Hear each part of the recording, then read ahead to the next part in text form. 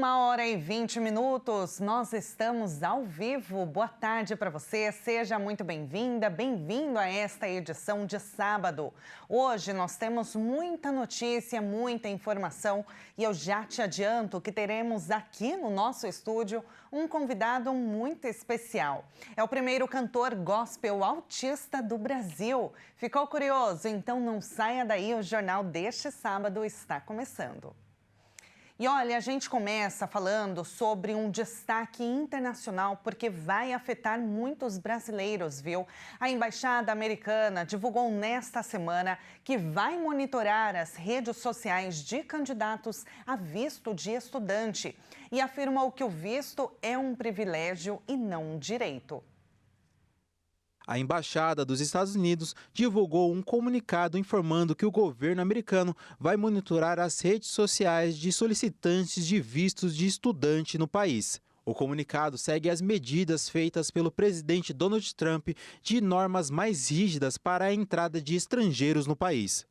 Segundo o comunicado, quem quiser obter o documento terá de deixar o perfil nas redes sociais aberto ao público, para que as autoridades americanas possam verificar a conduta e o teor das postagens feitas pelo estudante. Se houver algo considerado como hostil contra seu governo, cultura, instituições ou princípios fundamentais, o visto será negado. De acordo com a embaixada, obter o documento americano é um privilégio e não um direito, e que a medida, acima de tudo, é uma decisão de segurança nacional. A justificativa é de que o governo americano precisa manter uma vigilância rigorosa durante o processo de emissão de visto, para garantir que quem solicitar o documento não representa um risco à segurança dos americanos e aos interesses nacionais. E olha, essa medida tem gerado muita polêmica, críticas ao redor do mundo, viu? Além dos estrangeiros, também torna as instituições de ensino um possível inimigo até o fim do mandato de Donald Trump. Para muitos especialistas, essa é mais uma medida do presidente dos Estados Unidos, Donald Trump, contra a entrada de estrangeiros no país e coloca em risco a Constituição que garante os mesmos direitos para o cidadão estadunidense ou estrangeiro. O mestre e doutor em Relações Internacionais, Vladimir Feijó, comparou as constituições brasileira e americana na questão dos imigrantes, mas explica que a medida está em vigor desde 2019, no primeiro mandato de Trump. Só que agora, a regra é ainda mais rígida. Quem tiver o perfil de rede social fechado terá o pedido do documento negado. A Constituição brasileira é expressa a garantir que brasileiros e estrangeiros têm os mesmos direitos civis. A única distinção são os direitos políticos, que é necessário ser brasileiro para poder exercê-lo. Nos Estados Unidos, eles são ultra-radicais com essa posição a respeito da liberdade de expressão. O próprio Donald Trump pede, para que não haja qualquer mecanismo de acompanhamento das mídias sociais por governos estrangeiros, mas ele tem adotado medidas equivalentes dentro dos Estados Unidos, considerando como discurso ódio o questionamento da posição americana na situação do Oriente Médio, questionando agora aí essa ideia de que criticar o governo americano antipatriótico, mesmo quem não é dos Estados Unidos, não teria direito a usufruir do direito de entrar nos Estados Unidos, não só para migração, mas também para estudo temporário, contribuindo para a própria liberdade de expressão, que no seu aspecto científico exige a livre circulação de ideias, criticando teorias, contestando as teorias até que se afirme uma verdade maior. De acordo com o Feijó, a Suprema Corte Americana não vai interferir nessa ação, mas as cortes menores poderão analisar o caso. A Suprema Corte, eu imagino que não, mas em tribunais inferiores esse tema deve discutir. A Suprema Corte julga muito poucos processos ao longo do ano e precisa ter uma repercussão muito grande para chegar a ser julgado. Mas sim, imagino que vai ser analisada e é possível que seja derrubada. Entretanto, como eu chamei a atenção, tem um segmento que justificaria essa medida na ideia de segurança nacional. Essa ideia de migração legal ou ilegal não tem mais do que 130 anos. No passado, o único bloqueio para a pessoa entrar ou permanecer no território do país era para entrar se estava doente, permanecer se praticou crime. E é de tempos para cá que tem discutido essa exigência de pagar para obter visto e agora cada vez mais frequente querer saber o histórico ideológico da pessoa para participar. Essa ideia tem se difundido e eu torço para que ela não cole, porque a vida da humanidade foi feita pela migração, né? A ocupação do planeta Terra dependeu da migração. E essa decisão, ela vem num contexto em que o governo do presidente Trump tem anunciado medidas mais rígidas para a entrada de estrangeiros no país. E não é nenhuma surpresa, viu? Essa era uma de suas principais promessas de campanha. Mas como será que fica agora a situação de quem já estava no processo de tirar o visto e quem desejava ter o documento? Para nos ajudar a entender melhor o que mudou, vamos conversar agora ao vivo com uma especialista. Ela morava no Complexo do Alemão, no Rio de Janeiro, e chegou a viver de forma ilegal por 13 anos em território americano. Mas agora a situação é bem diferente, viu? Larissa Salvador é advogada e especialista em imigração e negócios. Doutora Larissa, boa tarde. Muito obrigada por aceitar o nosso convite. Bem-vinda. Boa tarde, Tabata. É um prazer poder estar aqui com vocês hoje. Prazer é todo nosso. Doutora, você melhor do que ninguém sabe, né, a angústia desse processo para tirar o visto, ser reconhecida, né, como uma cidadã americana. Primeiro de tudo, só para a gente entender, eu mencionei agora há pouco que você chegou a morar de forma ilegal nos Estados Unidos, né, por 13 anos. Conta para a gente um pouquinho da sua história. Bom, minha família se mudou para os Estados Unidos quando eu tinha 11 anos. Tinha umas circunstâncias no Brasil que fizeram com que a minha família precisasse sair do país. E depois de mais ou menos um período aqui, um ano, a gente iria dar entrada ao nosso processo, mas infelizmente contratamos um advogado sem ética que não deu entrada e foi condenado, aliás, a uma pena federal por ter mentido e roubado o dinheiro de muitas pessoas. Então, por conta dessa situação e por ter perdido esse prazo por conta desse profissional, a gente ficou aqui fora de status por mais de 13 anos nos Estados Unidos. Certo, doutora. E agora, né, você trabalha como advogada de imigração, recebe muitas pessoas que estão de forma ilegal. Como que é o seu dia a dia? Bom, sim, hoje eu sou cidadã americana, atuo na área imigratória, tenho a minha licença aqui do estado da Flórida como advogada de imigração. E sim, nós ajudamos muitas pessoas que hoje estão em situações regulares para entender quais são as opções que eles têm para tentar se legalizar no país, que são poucas, e também atuamos com pessoas que estão ou no Brasil ou que estão aqui em situação regular, mas que estão em busca do sonhado Green Card, que a gente chama, né, que é a residência permanente nos Estados Unidos.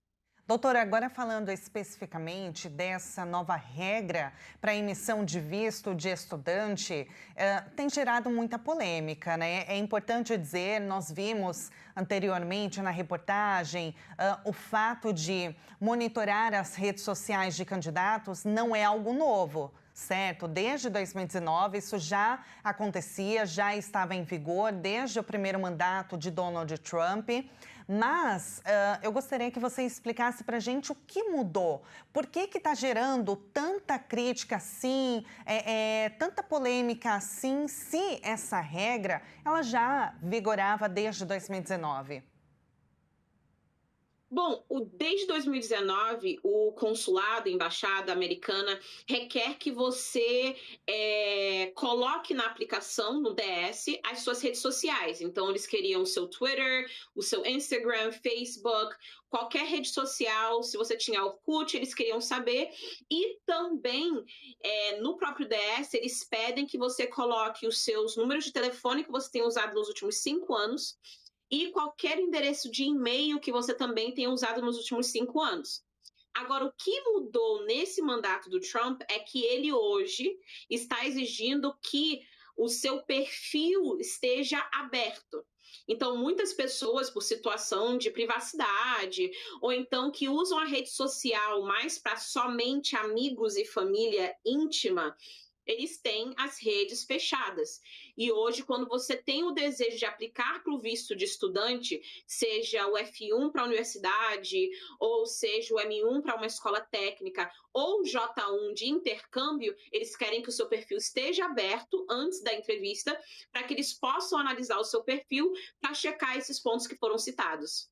Certo. Então, depois da entrevista, depois que sair a aprovação, a pessoa ela pode colocar de volta o perfil dela, pode fechar de volta o perfil dela ou não? Sim. Ela precisa manter?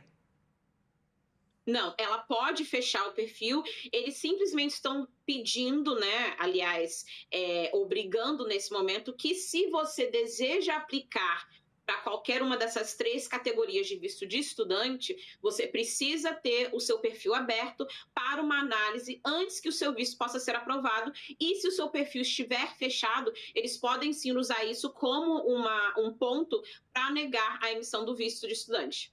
Doutora, o argumento, segundo a Embaixada dos Estados Unidos aqui no Brasil, é que essa medida ela é uma forma de segurança, por segurança nacional.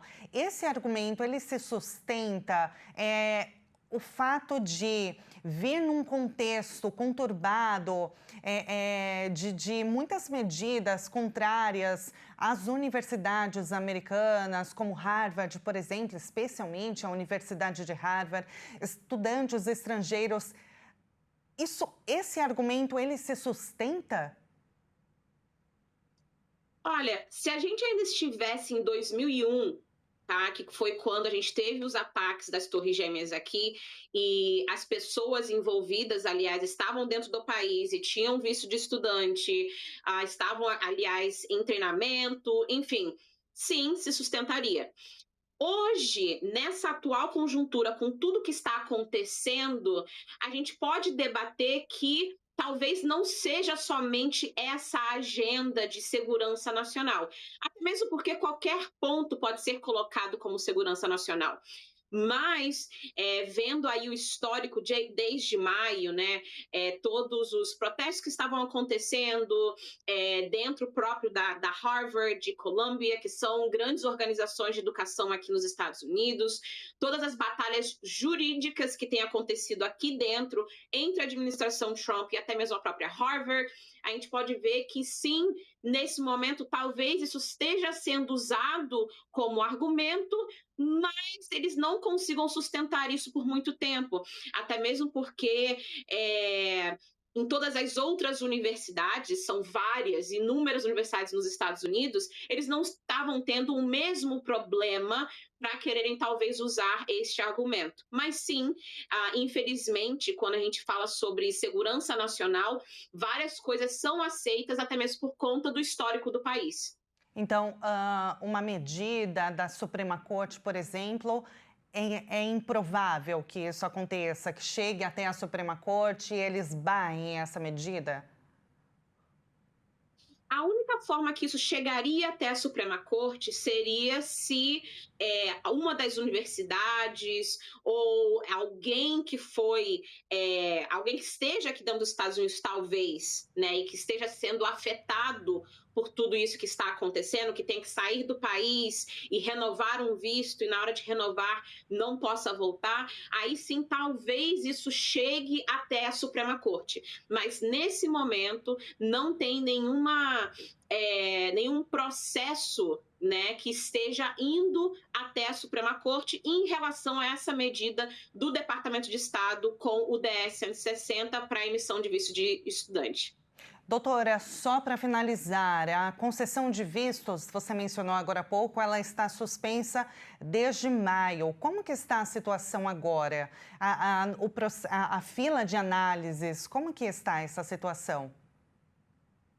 Essa última semana, eles voltaram a agendar as entrevistas de estudante, então o processo para estudante não está mais congelado como estava durante maio com tudo isso que estava acontecendo, e foi aí que essas novas medidas foram implementadas. Então, os estudantes que estavam planejando, né, que já tinham pago e já estavam prontos para iniciar a faculdade aqui nos Estados Unidos ou algum curso agora em agosto ou setembro, eu agilizaria, correria para que eles consigam agendar o quanto antes, porque senão eles podem sim correr o risco de enfrentar uma longa espera, né, por conta desse congelamento de agendamento e talvez perder esse primeiro semestre, que seria muito trágico, até mesmo porque a gente sabe, quem está vindo de outro país, a gente sabe, entende o processo de seleção desses estudantes, então o quanto antes eles correrem para poder agendar, as melhores chances eles vão ter de não se atrasar para o início do ano letivo.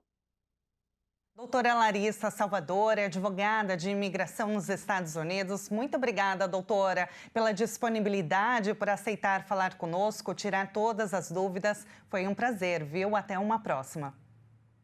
O prazer é todo meu e até a próxima. Até. E olha, agora mudando de assunto, recentemente a Câmara dos Deputados aprovou o Dia Nacional do Orgulho Autista. Esse projeto de lei, ele determina que a data seja celebrada no dia 18 de junho. O texto ainda vai passar pela Comissão de Constituição e Justiça e depois vai ao Senado para votação. Mas é um passo em direção à conscientização do espectro e estimula ainda o debate sobre a necessidade de políticas públicas voltadas às pessoas autistas.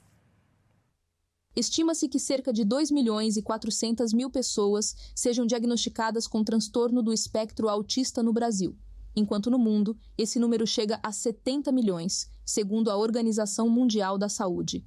Embora tenha havido avanços significativos, como a Lei Berenice Piana, que reconhece o autismo como deficiência para garantir direitos e acesso a políticas públicas, ainda há barreiras que dificultam o diagnóstico precoce, o atendimento especializado e a inclusão no mercado de trabalho. Além disso, grande parte das políticas existentes ainda se concentra na infância, deixando os adultos autistas sem suporte adequado. O desconhecimento sobre o transtorno também gera desafios, como preconceito, estigmatização e dificuldades na educação e no convívio social. O diagnóstico tardio e a falta de informações sobre direitos específicos, como benefícios previdenciários e acesso à saúde, são obstáculos que muitas famílias enfrentam. Importante entender que o TEA não é uma doença que precisa ser curada, mas sim uma condição do desenvolvimento que pode apresentar desafios, mas também muitas habilidades e talentos únicos. A aceitação e o apoio à diversidade são fundamentais para garantir a inclusão e o bem-estar das pessoas atípicas. E o autismo nas crianças que já passaram pela fase pré-escolar pode ser desafiador, mas com o acompanhamento de profissionais capacitados, aliás, e uma boa rede de apoio, ajudam as crianças a desenvolverem habilidades funcionais. O músico e cantor Marcelo Almeida Lima é um exemplo, viu? E é por isso que nós vamos conhecer agora a sua história. Até os 8 anos de idade, Marcelo Almeida Lima não se comunicava verbalmente. Recebeu o diagnóstico do espectro autista de nível 1 e, aos 13 anos, começou a fazer aulas de piano e canto, que o ajudaram a desenvolver a fala. Nas últimas semanas, um vídeo de Marcelo cantando no coral da Igreja Internacional da Graça de Deus viralizou nas redes sociais.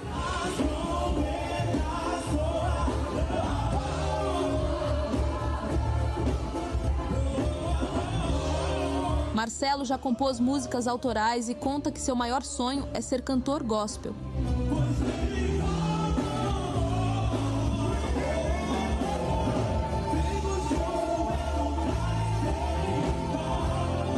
Para ele, lugar de autista é em todo e qualquer lugar.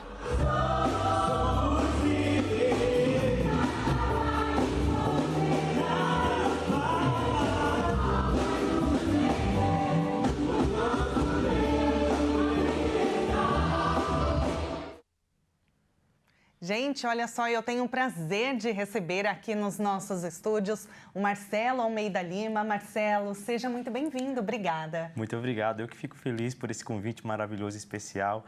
Estou muito feliz com tudo que está acontecendo, essa repercussão na internet.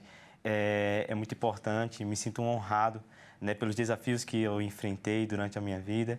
E hoje podendo estar falando, o mundo está podendo me ouvir, depois até os 8 anos não podendo falar, hoje as pessoas podendo me ouvir cantar, eu fico muito feliz com tudo isso.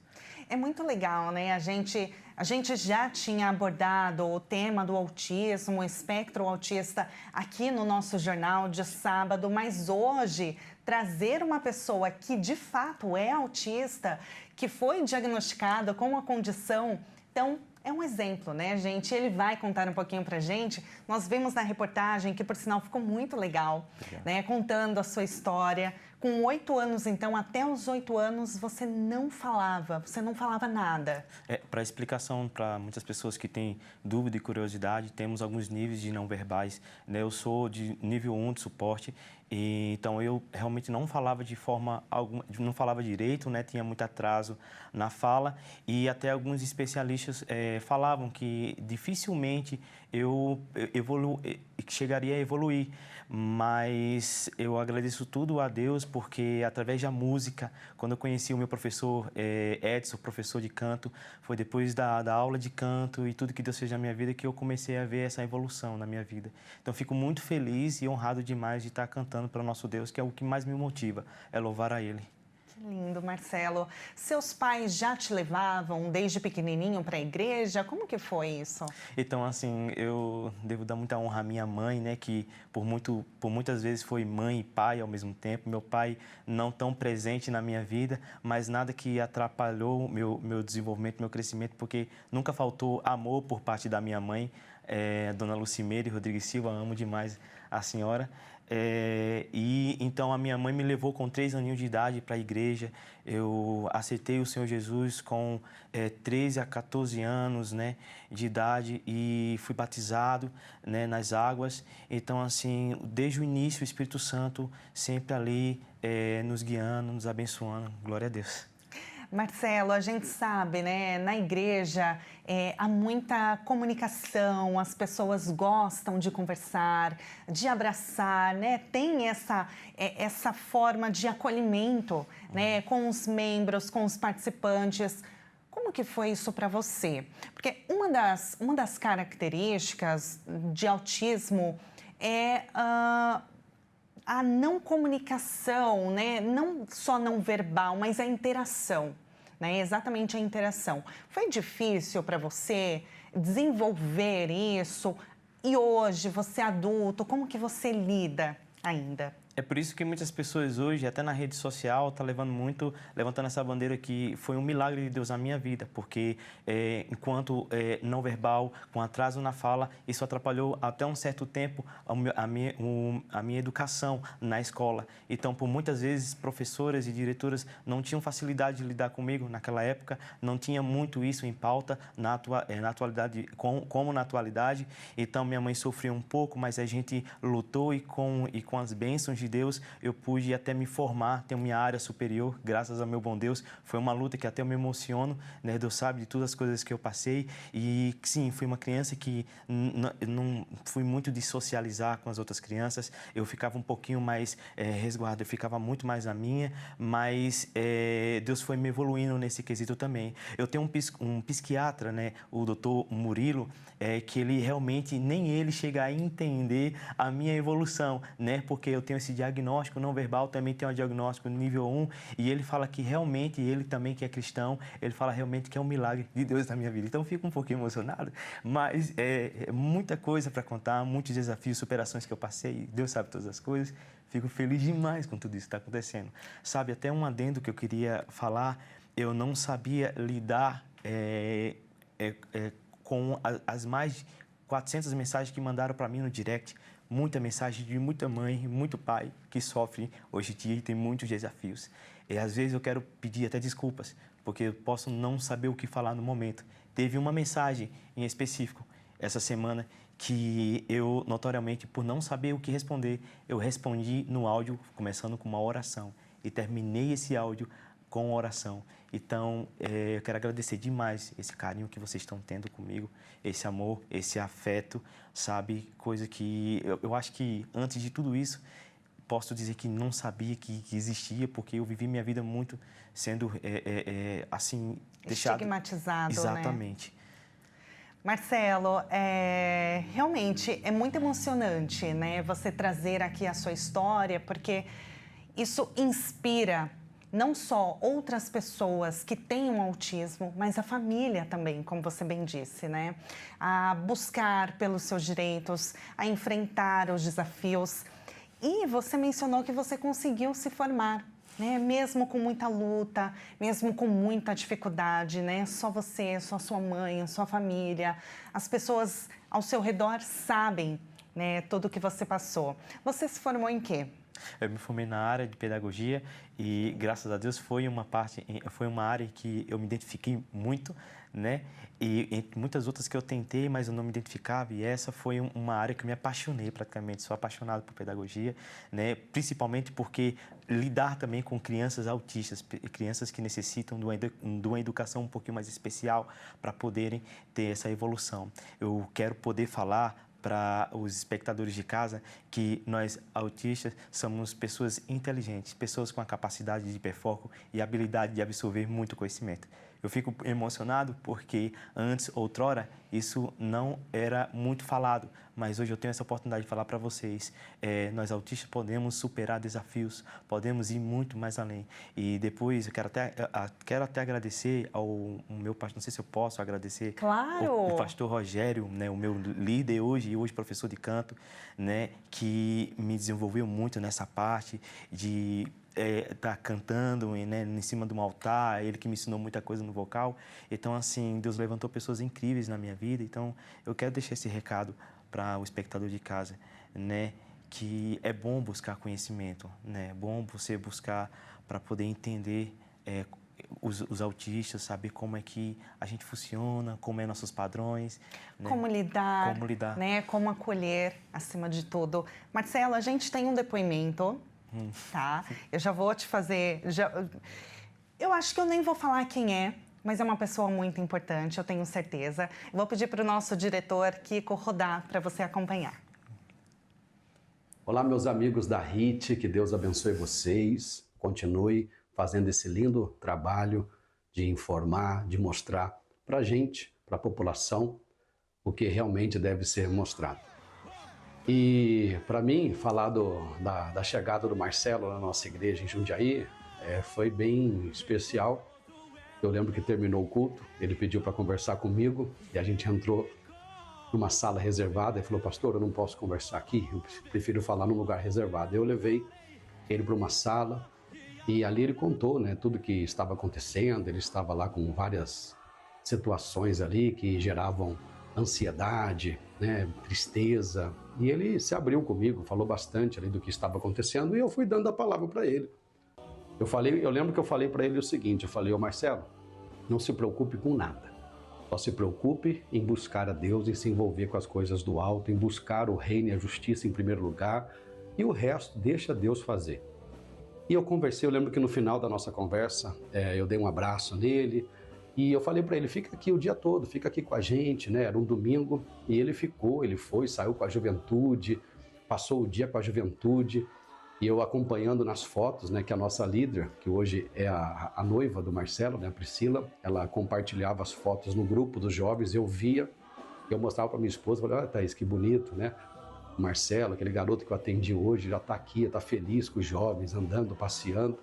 E ali começou a trajetória do Marcelo na nossa Igreja da Graça, na cidade de Jundiaí. E é bonito ver, né, que Deus tem abençoado, e eu oro a Deus para que Deus use o Marcelo para ele levar a boa notícia para todos os cantos, né? Marcelo, se preocupe com o ID, vai por toda parte, anunciando que Jesus é maravilhoso, que Ele é o único caminho, e que Ele ajuda, que Ele salva, Ele é maravilhoso. Tá bom? Um forte abraço, obrigado aí pelo convite, é só vitória. Marcelo, ficou emocionado? Fiquei emocionado, né? E até também quero deixar um grande abração, né, para o meu pastor Carlos, que realmente Deus levantou ele na minha vida de uma forma incrível, sabe? Porque ele foi o pastor que me ajudou, me guiou, né? Me deu vários ensinamentos e, assim, devo muito agradecer primeiramente a Deus, segundo a ele, né? O pastor Carlos, um homem de Deus, que ele, diferente de muito do que eu vivi, algumas pessoas que às vezes não abriram portas para mim, o pastor Carlos olhou para mim e falou assim: eu quero ver você no altar, eu quero ver você louvando. Eu quero ver você trabalhando. Você quer trabalhar para Deus? Assim, eu quero trabalhar para Deus. Eu estava passando, de fato, uma situação na minha vida de muito vazio, né, muita frustração. Então, eu estava em busca de saciar essa sede que havia dentro de mim e, glória a Deus, eu consegui, né, porque quando eu entrei na casa do Senhor, o Espírito Santo me renovou. Então, ele me trouxe uma renovação, sabe? O Espírito Santo falou ao meu coração que ele me ama do jeitinho que eu sou, né? Sendo autista, o Espírito Santo, quando faltou a palavra do meu pai para dizer eu te amo, o Espírito Santo também foi meu pai para dizer: filho, eu te amo, sabe? Quando faltou muitas das coisas na minha vida, o Espírito Santo foi lá e supriu. Então, eu devo agradecer muito a Deus por tudo que está acontecendo na minha vida. E a questão do vídeo que viralizou foi engraçado, porque quando eu postei o vídeo num domingo e eu postei totalmente sem pretensão nenhuma, eu postava algumas coisas lá e não viralizava, e eu fiz uma oração em cima desse vídeo. Eu fiz uma oração em cima desse vídeo. Deus, muito obrigado pela oportunidade que o Senhor me deu, né? Levantando o pastor Rogério, o pastor Carlos para me cantar no coral. Aí, quando eu acordo de manhã, eu me deparo com todo esse barulho todo, que, glória a Deus, está acontecendo. Nem imaginava, né, Marcelo? Nem imaginava. Você se batizou com entre 13 e 14 anos, né? Você está com quantos anos agora? Tenho 31 anos. 31 anos, super jovem, muito novo. Quais são os seus planos, Marcelo? Você pretende continuar cantando na igreja, no altar? Essas imagens que a gente está vendo aqui, acompanhando na tela e do seu ladinho também, você muito empolgado, entregue de fato, né, nesse momento de fé, de louvor, é inspirador, né, para todos nós. Quais são os seus planos a partir de agora? Hoje a gente está realmente, de fato, com um projeto, né?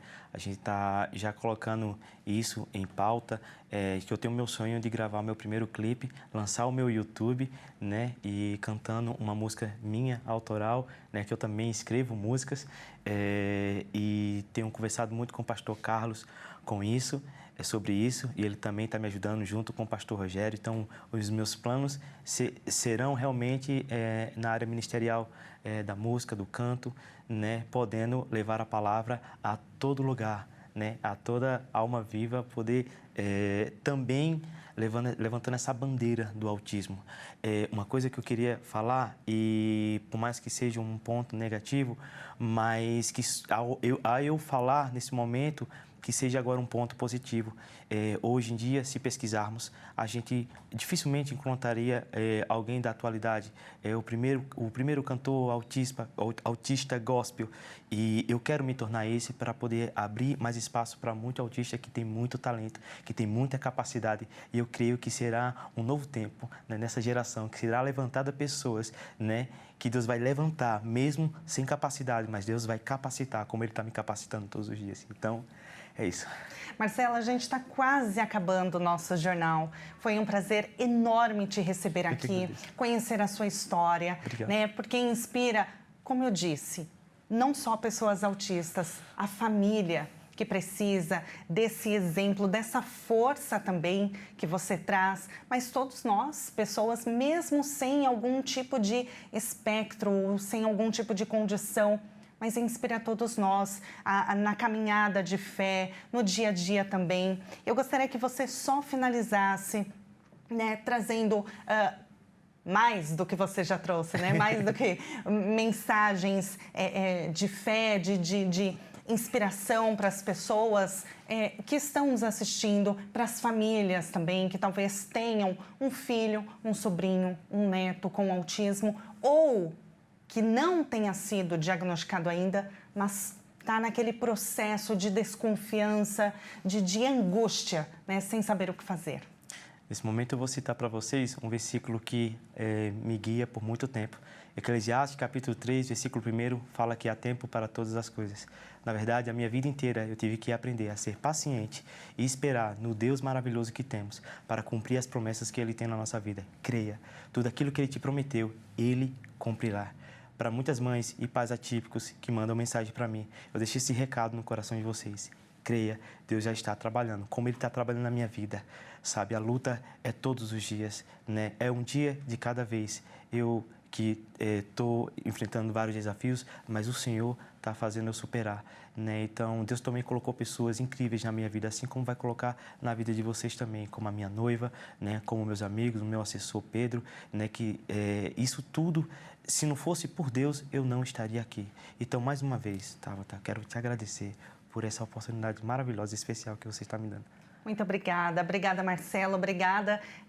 Fora que vocês não estão vendo, mas atrás das câmeras tem amigos, a noiva dele também que veio acompanhar. Marcelo, foi um prazer enorme. Muito obrigada. E um excelente final de semana para você, sucesso, que Deus te abençoe na sua caminhada, em todos os seus planos, viu? Muito obrigado. Muito obrigada. E a gente encerra a edição deste sábado com imagens do Marcelo cantando pra gente. Até mais.